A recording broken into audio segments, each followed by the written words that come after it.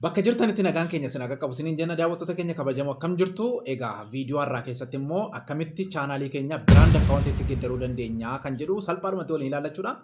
Egaa YouTube chaanaaliin gosa lama akka ta'e baay'een keenya hin beekna. Innis immoo personal akkaawuntiidhaa fi biraand akkaawuntii jechuudha. Garaagarummaa xiqqoo ni qabu garuu faayidaa garaagaraa ni qabaatu jechuudha. Biraand akkaawuntii fi personal akkaawuntiin. Egaa personal akkaawuntii yeroo jennu namni tokko imeelii tokko irratti personal akkaawuntii tokkicha duwwaadha kan inni qabaachuu danda'u. Biraand akkaawuntii garuu imeelii tokko irratti gara akkaawuntii dhibbaa qabaachuun ni danda'ama jechuudha. Kana viidiyoo darbe irratti isin barsiiseera jedheen abdadha. Yoo viidiyoo gosa duraan daawwanne ta'e deebitanii daawwachuu dandeessu jechuudha. Egaa kun sababa tokkoffaadha. Personal akkaawuntii yoo gurguruu barbaanne imeelii keenya wajjin gurguruu akka qabnudha yookaan akka dirqisiifamnudha. Maaliif imeelii itti geeddaruun hin danda'amu wanta ta'eef. Inni gara biraan imeelii dabalataallee personal akkaawuntii irratti imeelii dabalataa ittiin access goonuu galchuu hin dandeenyu jechuudha. Kanaafuu biraand akkaawuntii kan personal akkaawuntii irraa adda isa godhu inni guddaan tokko imeelii gara biraarraa imeelii tokkotti shift gochuu dandeenya. Kunis immoo yoo chaanaalii keenya gurguruu barbaanne imeelii keenya duukaa utuu hin kennin imeelii nama bituu sana irratti transfer gochuu dandeenya jechuudha. Karaa salphaa ta'een baay'ee salphaadha. Innis immoo akkam akka ta'e adeemsa isaa viidiyoo gara biraa irratti isiniin agarsiisa jechuudha. So imeelii dhabuun egaa waan baay'ee nu dhabsiisuu danda'a. Fakkeenyaaf imeeliin keenya qarshii walii wajjin qabachuu danda'a. Akkasuma YouTube chaanaalii gara biraa wajjin illee wal qabachuu danda'a. Akkasumallee kontaaktii keenya wajjin suura keenya wajjin waan baay'ee wajjin wal qabachuu danda'a imeeliin. Kanaafuu chaanaalii keenya akka birriitti hin geeddarre kan nu godhu inni guddaan personal akkaawuntii qabaachuudha jechuudha. Kanaafuu personal akkaawuntii qabaachuun rakkoo kana fa'aa qaba. Biraand akkaawuntii qabaachuun garuu rakkoo kana jalaa nu baasa jechuudha.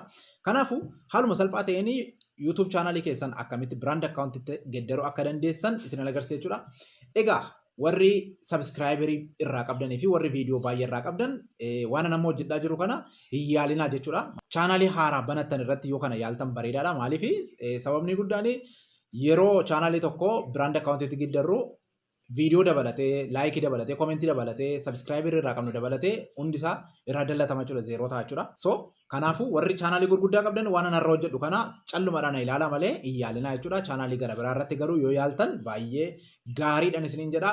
Egaa har'as diivaayisii kompiitaraa fayyadameen hojjedha wanta ta'eef warri kompiitara hin qabne bilbila keessaniin akkamitti bilbila keessan diskitoop saayitiitti akka geeddartan irra deddeebi'ee isin agarsiisa. Innis immoo pooyintii kiroomii keessan seentanii pooyintii 3 addana jirtu kana kilik gochuudhaan iskrool gootanii gara gadii kanarra maal argitu diskitoop saayit kan jettu booksiin argitu ishee kilik gootu.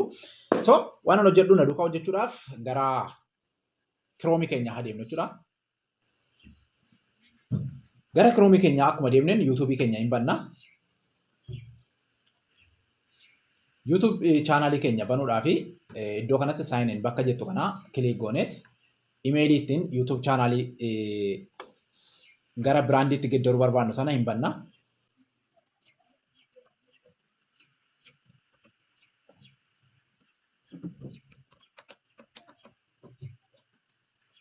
Ani imeelii chaanaalii sabskraayibarii xiqqaa ofirraa qabuun banaa jira.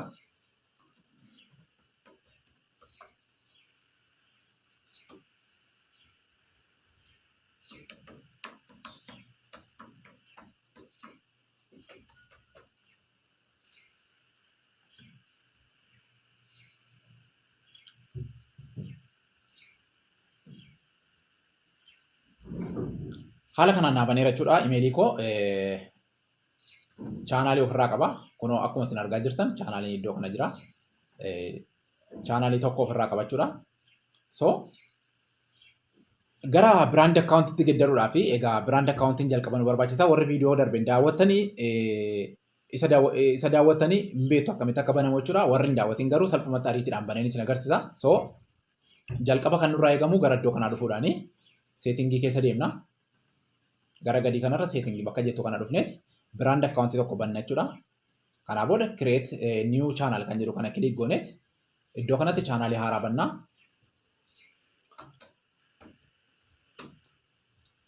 Ochoo jennee banna iddoo kanatti. Ochoo jennee chaanaalii tokko banna jechuudha.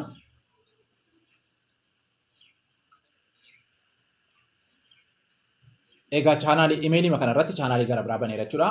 Kutaa darbe keessatti bal'inaan isin barsiiseera wanta ta'eef isa daawwachuu dandeessu bal'inaan yoo waa'ee kanaa baruu barbaaddani.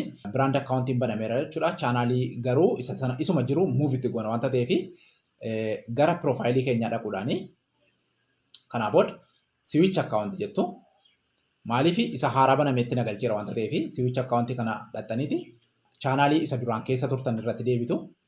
Chaanaalii isa duraan keessa turtanitti eega deebitanii booda maal gootu? Gara iddoo kanaa dhufuudhaani ammas gara seetingii keessanii hidhattu. Gara seetingii dhaquudhaan advaansed seetingii kana kilik gootu.